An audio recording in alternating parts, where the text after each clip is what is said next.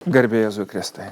Per amžius, amen. Toliau tęsiam savo gyvenimo ir tikėjimo tikrovę ir toliau kalbam apie vidinę laisvę ir ta vidinė laisvė yra susijusi su jausmu, aistra, kaip čia reikėtų tiksliai žodinti, tai yra pyktis, kuris yra Dievo duotas mūsų prigimti, tačiau kai jis yra netvarkingas, kiek daug bėdų ir negalių sukuria mūsų dvasiniam gyvenime.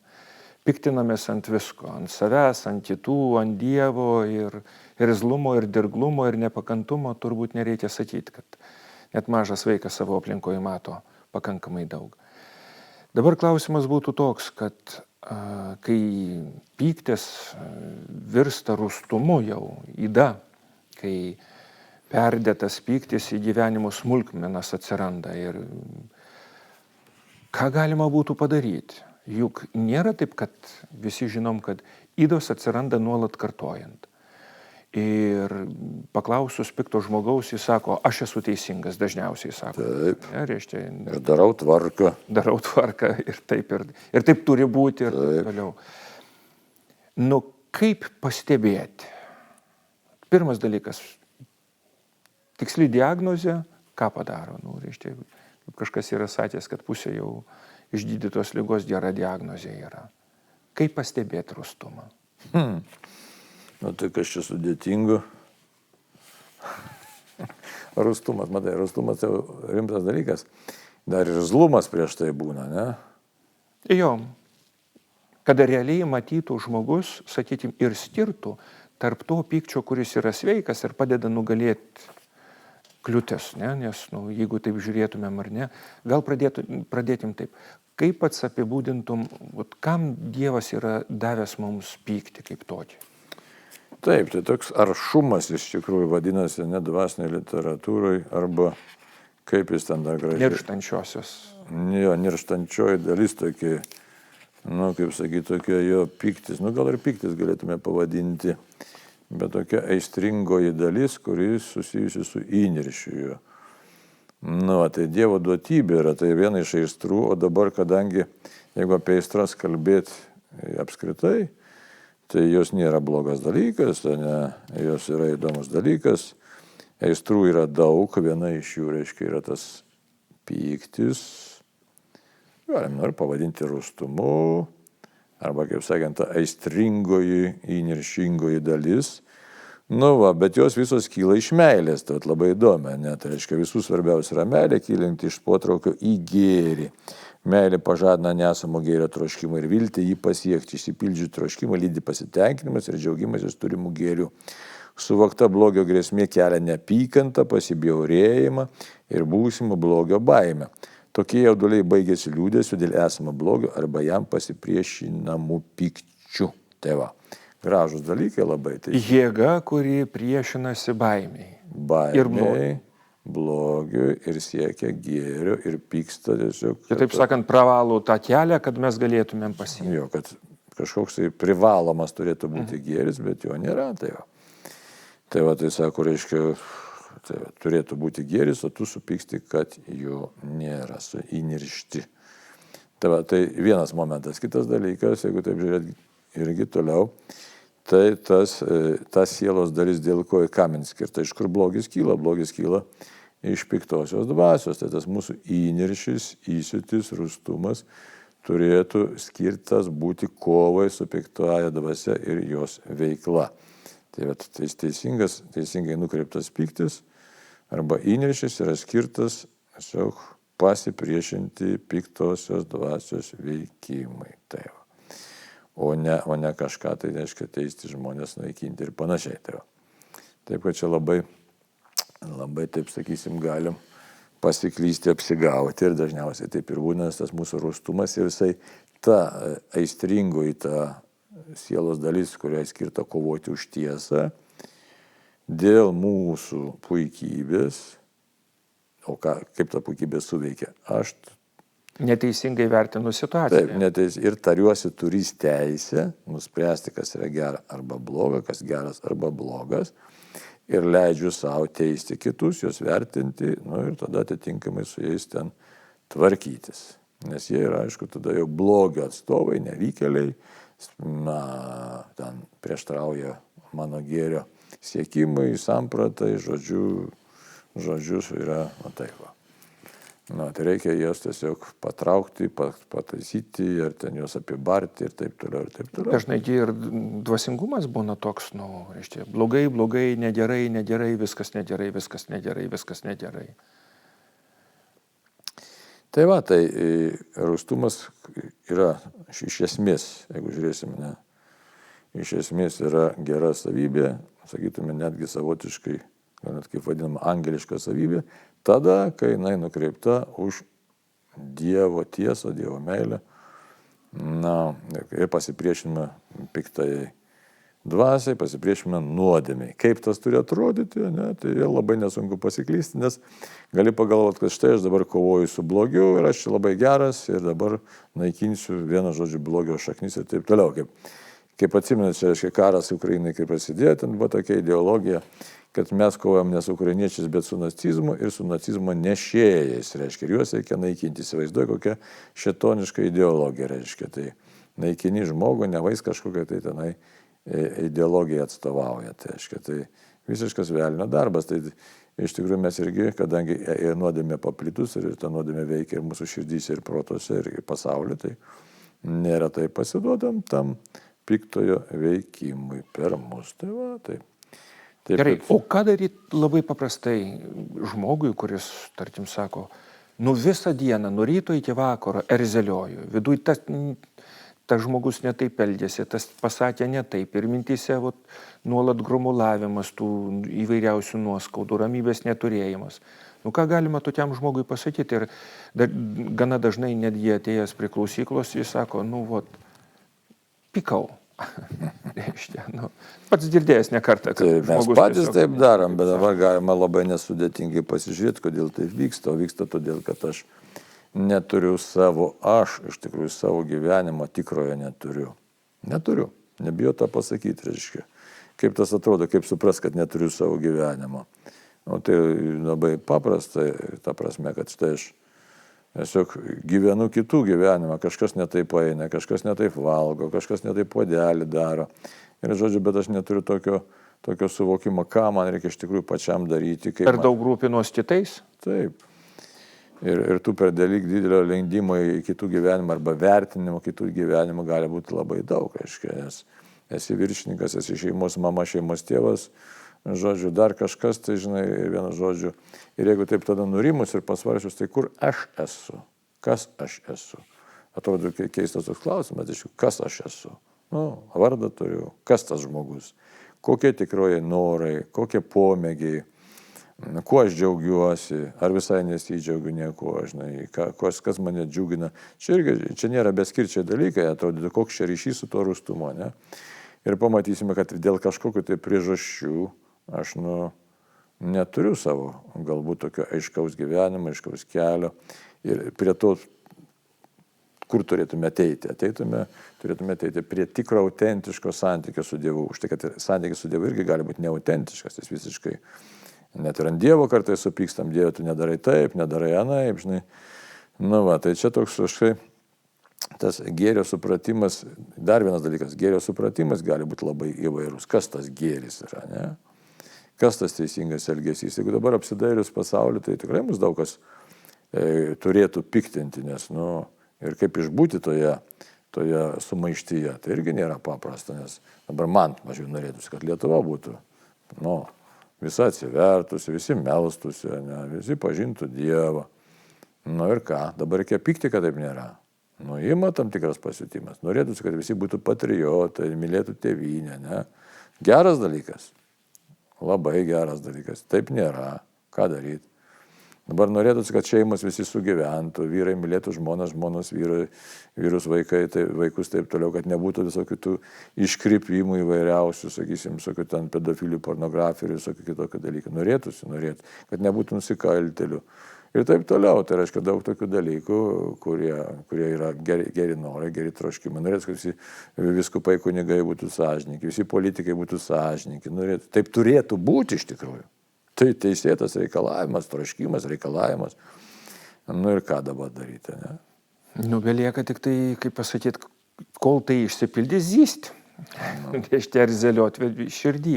Tai čia taip, su humoru kalbant, ar ne, reiškia. Su humoru ar ne su humoru, žinai, nes čia, tikrai šventas raštas jau labiau sako, paskutiniais laikais, reiškia, labai įsigalės neteisybė ir daugelio meilė atšals, tai kad būtent atšalo tą meilę. Tada mes tik taip piktinamės, reiškia, ir nebegalėjome. Arba net nebesipiktinam. Juk kaip ir kalbėjom, ar ne, kaip taikliai pasižodinai, reiškia, pagal katekizmą, kad tai yra jėga, kuri iš tikrųjų pašalina tas kliūtis siekiant to gėrio, ar ne? Jeigu tas pyktis, jeigu pykčio nebėra, abejingi tampam. Tai va, dabar žiūrėk, ir kitas dalykas labai svarbus. Arba toks teisingai, kaip ir norėjau sakyti, ištampi iškart abejingų tokius, arba toks apsimestinis kelias. Man nieks čia nerūpia, aš pasitraukiu, pasišalinu, aš niekur čia nedalyvauju. Taip. Ir čia labai klasta tokia didžiulė, apaštalas Paulius sakė, ne, kas perka, tarsi nepirktų, kas ten veda, tarsi nevestų, atgyvenk. Bet čia yra klasta, čia, reiškia, žiūrėk, koks niuansas labai įdomus. Apaštalas Paulius kalba apie siekimą Dievo karalystės. Kai tu sieki Dievo karalystės, sekant Jėzaus žodžiais, pirmiausia, ieškokite Dievo karalystės ir jo teisybės, visa kita bus pridėta. Tai reiškia, kaip yra žvilgsnis, jis turi perspektyvą, turi fokusą, turi tikslą, reiškia, ir tarsi nepirktų, tarsi nevestų, tarsi ten to, bet viską daryk, kaip pilietis, kaip žmogus, bet pagrindinis tikslas yra ateiti Dievo karalystę. Jeigu mes neturim Dievo karalystės vizijos, ne, kad man reikia ateiti pas Dievą ir išsaugoti santykį su Dievu, aš tada piktinuosi, bet niekur neinu, aš esu visiškai pelkiai, grimstu, supranti, į dugną ir viskas baigėsi depresija. Ten tokia depresyvė, žiūrėk. Tai va, taip kad čia, kaip tik norėjau atverčiau tą 12 skyrių nematomai kovoti, labai įdomiai. Nematomas kovos metu mumis įkaunasi dvi valios. Viena priklauso protingai sielos dalį ir todėl vadinama aukštesnėje protingąją valią, o kita priklauso mūsų jusliniai dalį, todėl vadinama žemesnėje juslinė, o dar tiksliau kūniška aistringa valia. Atsakomybė priklauso nuo mūsų laisvo apsisprendimo. Tai va. Taip, kad tai yra laisvas apsisprendimas ir dabar kas yra įdomu. Aukštesnioji valia visuomet trokšta tik gėrio, o žemesnioji blogio. Ir visa kita vyksta savaime, todėl tiek geri, tiek blogi troškimai nepriklauso mums. Tai va, tiesioginės atsakomybės nėra. Tai laisva valia turi linkti. Tai mums gali kilti įvairiausių dalykų. Ten turi pasipiktinimų, žinai, ir tu tiesiog tokių, kaip čia pasakyti, ir nusivylimų, neišsipildymo tokio lūkesčio. Tai va, taip, kad, žiūrėk, dabar aiškiai. Kaip galima būtų gesinti visus tuos nereikalingus dalykus, nes jie labai vargina. Taip, jie labai vargina ir vargins, tai tas gesinimas toks yra vis dėlto kovoti tikėjimo kovą. Iš tikrųjų, tai yra stebėti save, klausti, kaip aš galiu gyventi prasmingą gyvenimą, meilės gyvenimą konkrečiais būdais. Dabar jeigu paimsim mūsų, sakysim, kad ir partizaną Juozą Lukšą Daumantą, ne? Išvyko į vakarus, ten galėjo pasilikti, baigė ten tą žvalgybos mokyklą, bet vis dėlto grįžo čia į Lietuvą, nors žinau, kad teks mirti, taip ir įvyko. Žūtė, ne, tai reiškia toks, žinau, einu, darau, nors tai visiškai nepopuliaru, kvaila, nekvaila, gali kažkas pagalvoti, ne, bet štai žmogus eina ir tiesiog pasirenka savo kelią, savo tikslą, savo prasme, mato tame, kad štai pasitarnauti konkrečiai jų atveju Dievo ir tėvynė, labai aišku, visiškai tai.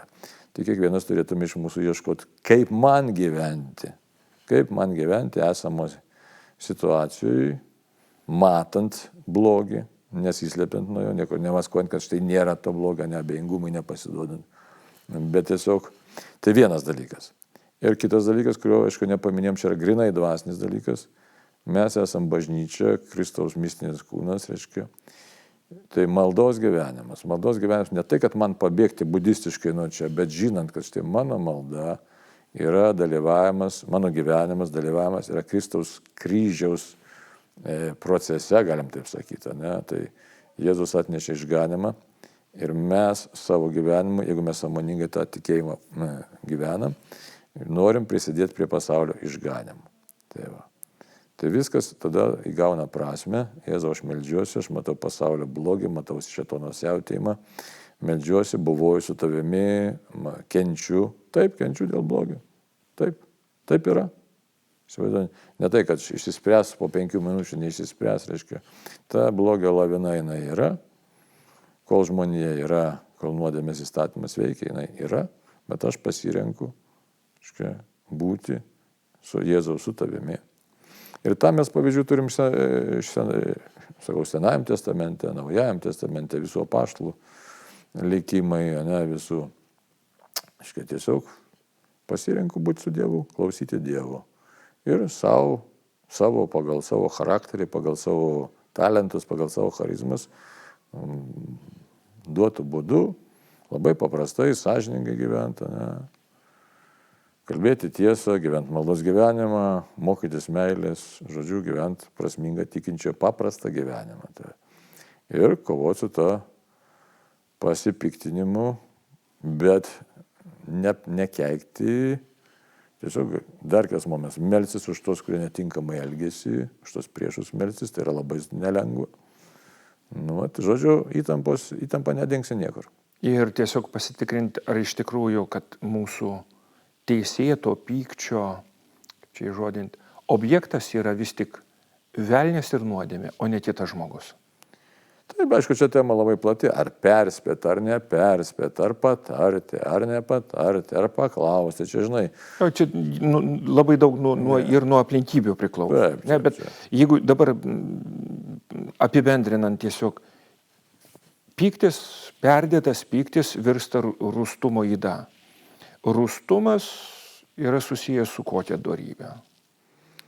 Šiaip tai su angeliška dorybė, su meilės dorybė iš tikrųjų. Su meilė. Taip. Ištikimybė Dievo ir meilė. Meilė ir ištikimybė Dievo, nesvarbu. Tai va, taip, kad turiu mokytis tikros meilės, teisingos meilės, o ne. Bet žinai, čia, jeigu kokia psichopatiška asmenybė paklausys, kad čia šnekam, sakys, taip, aš čia savo šeimai darau tvarką, žinai, visus verčiu ant kelių klauptis. Čia nebus tas kelias. Pirmiausia, žiūrėt, kaip aš matau kitą žmogų, ar kaip matau save pirmiausia, ne?